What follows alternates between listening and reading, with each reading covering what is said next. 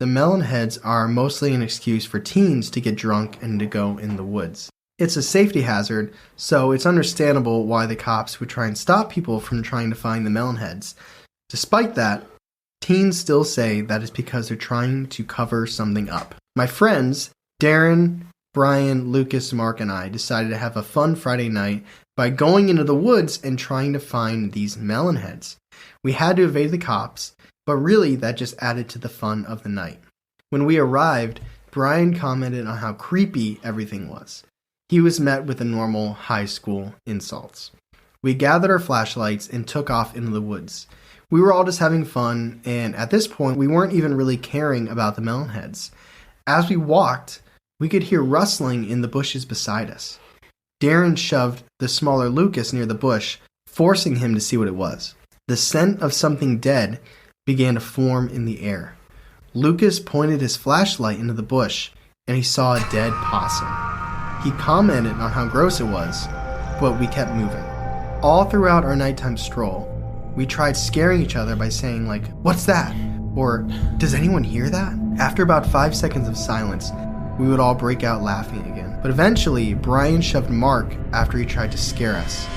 Mark lost his balance and he tripped over, hitting the forest floor with a quiet thud. We all began speedy walking away from him, laughing. But after a few seconds, Mark screamed. We turned back and we all flipped him the bird, but he got up and he ran over to us.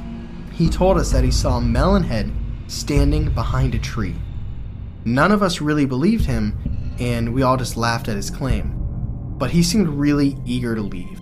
He didn't want to venture through the woods alone, so he decided to stick with us. Later, I began worrying about Mark. He kept abnormally quiet. Now, if this was a joke, we think he probably would have told us by now. I still shook it off like an idiot.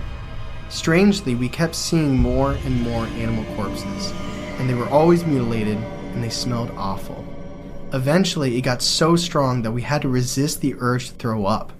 And then, it was gone with the wind. We were really confused, but we kept on walking, and we kept on looking. We began seeing strange, sharpened sticks and rocks on the trail. Ignoring all these strange things, it felt really weird, but we tried our best and we got back into the laughing spirit. Sure, we were still unnerved, but it was nothing that laughter couldn't fix. The trail seemed normal from there on out, but Mark was still super nervous. Darren and Brian were slapping Lucas in the back of the head, so he ran up about 10 yards in front of us. As he did that, I watched as Mark's eyes grew huge.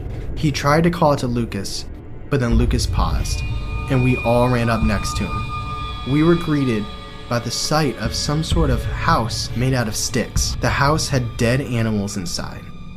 We were panicked now. We looked back, but we saw one of the Melon Heads cross the trail. One peeked out at us from behind a tree.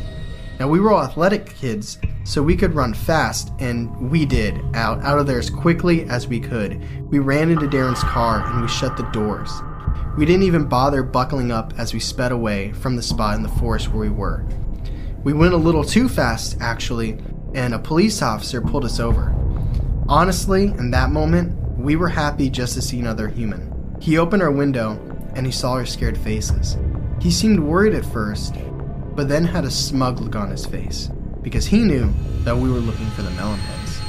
He thought that we just heard some noise, and we got scared, and it was nothing. He wasn't really listening to us. Was he not hearing what we were saying? After we calmed down, the officer heard a noise behind him. Now, we were still scared out of our wits, but the officer looked at the spot in the woods where it came from, and he told that person to come out of the woods. A few seconds later, he had his gun drawn. He was now yelling at the person to freeze.